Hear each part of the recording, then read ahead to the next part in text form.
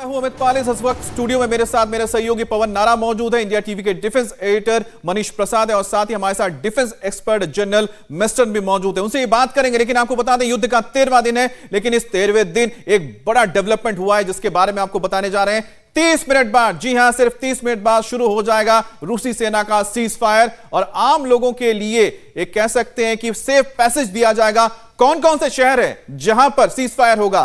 Kyiv, चेरनिव, Sumi और Mariupol. और cease fire के जरिए जो सेफ पैसेज मिलेगा उससे जो आम नागरिक हैं और साथ ही साथ जो सुमी में भारतीय फंसे हुए हैं वो बाहर निकल पाएंगे। और ग्राफिक्स के जरिए भी हम आपको समझाते हैं कि आखिरकार वो कौन से इलाके हैं जहां पर ये सीज फायर होने जा रहा है। देखिए, कीव है, सुमी है, चेरनिव है और मारियापोल है। ये वो इलाके हैं जहां इंटेंस फाइटिंग चल रही है। सबसे ज्यादा हिंदुस्तान के नजर से अगर देखा जाए तो ये वो इलाका है सुमी का जहां पर हमारा फोकस होगा, क्योंकि इसी सुमी में हमारे 700 से 800 छात्र फंसे हुए हैं। कल कॉरिडोर के जरिए उनको निकालने की कोशिश हुई थी, बस वहां पहुंची थी। पहले लड़कियों को कहा गया था कि वो बस में बैठ जाए, लेकिन उसके बाद फायरिंग शुरू हुई और उन्हें वापस अपने हॉस्टल जाना पड़ा। तो आज एक बार फिर उम्मीद की विंडो दिखाई दे रही है। सीज फायर हुआ है, अब से 30 मिनट बाद वो सीज फायर शुरू होगा। मनीष, क्या डिटेल्स? जनरल वेस्टर्न, जब ये आप सुमी की बात करते हैं, 2 पैसेज दिए गए पोल्टोव की तरफ से और उसके बाद रशियन बॉर्डर की तरफ से। कितना इंपॉर्टेंस इसका है, और खासतौर पे तब जब रशियंस चाहते हैं कि सीज फायर हो, लेकिन यूक्रेनियन उसको मार नहीं रहे और वहां पे काउंटर फायर हो रहा है। जो बच्चे हैं अभी भी अटके हुए हैं, लेकिन दोनों देश चाहते हैं कि जो इंडियंस है सुरक्षित बाहर निकले। मनीष, बिल्कुल ठीक। पहली बात जो सुमी से है, 2 ऑप्शंस हैं। एक तो नॉर्थ ईस्ट को रशिया की तरफ। देखिए, यूक्रेन का ये कहना है कि यहाँ के जो लोग हैं इनको यहाँ से निकाल के रूसी टेरिटरी में हम नहीं भेजेंगे। तो ये बहुत बड़ा एक मुद्दा है। हाँ, इंडियंस और जो बाकी इंटरनेशनल स्टूडेंट्स हैं उनके लिए सेफ पैसेज थ्रू रशिया अच्छा पड़ता है, लेकिन सवाल ये उठता है कि जो वहाँ के आम नागरिक हैं क्या वो रूस जाना चाहेंगे? बिल्कुल नहीं, कोई नागरिक तो आम नागरिक नहीं जाना चाहेंगे। और सिर्फ इंटरनेशनल स्टूडेंट्स को रूस की तरफ रवाना करने के लिए यूक्रेनियन तैयार नहीं है।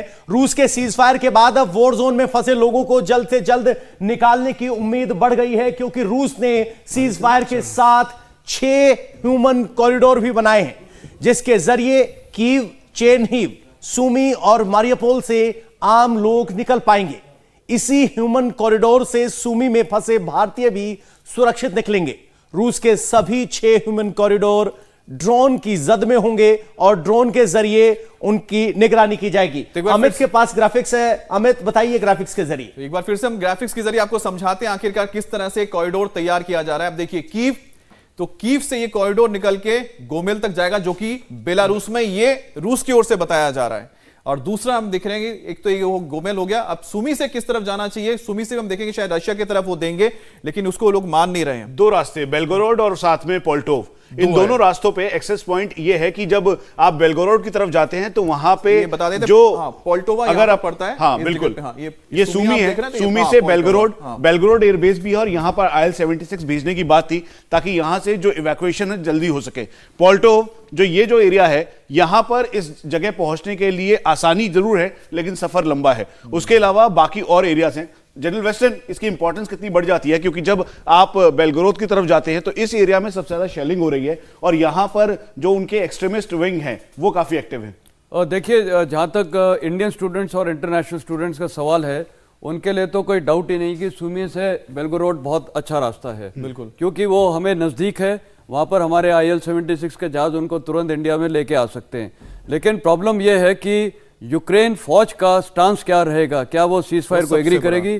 और वो तो बार बार बोल रहे हैं कि हम रूसी टेरिटरी में या इधर बेलारूस टेरिटरी में अपने कोई भी इवैक्यूएशन प्लान नहीं इफेक्ट करेंगे, क्योंकि वो वॉर जोन है। वो बोलते हैं हम अपने देश। अगर इस ह्यूमन कॉरिडोर की बात की जाए, अगर खार्किव से ऊपर रूस की तरफ यहां नोखोतिवका होते हुए बेलग्रोद की तरफ दे रहे हैं, तो यूक्रेनियन तो रूस जाना नहीं चाहेंगे। तो फिर इस ह्यूमन कॉरिडोर की वैल्यू क्या रहती है? हमारे नजरिए तो फिर भी ठीक है कि छात्र निकल पाएंगे। इस कॉरिडोर की यूक्रेन के नजर से कोई वैल्यू रहती है या नहीं?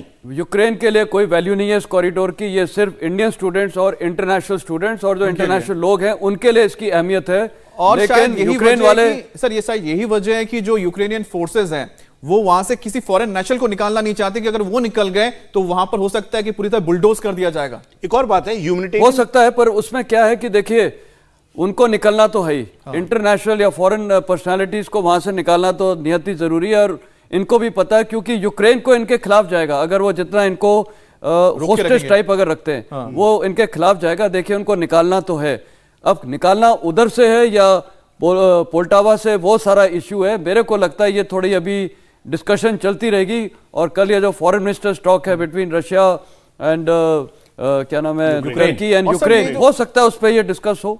अच्छा सर, दूसरी बात है यहाँ पर जो निकालने के लिए जाएंगे तो यहाँ पर क्या रेड क्रॉस सोसाइटी या फिर जो एनजीओज है ह्यूमैनिटेरियन, वो इनके लिए मदद करेंगे? होना बिल्कुल चाहिए। मैं तो बोलता हूँ आईसीआरसी और एनएचआरसी जो उनको होना चाहिए, यूएनएचसीआर इनको होना चाहिए, और कुछ एनजीओज हैं क्योंकि वही एक न्यूट्रल हो सकते हैं जो इसको कर सकते हैं। जी, न्यूट्रल फोर एक एजेंसी की जरूरत है जो इन सबको निकाल पाए। इंडिया टीवी हर वक्त हर जगह डाउनलोड करने के लिए सर्च करें India TV news Google play store या ऐप स्टोर पर।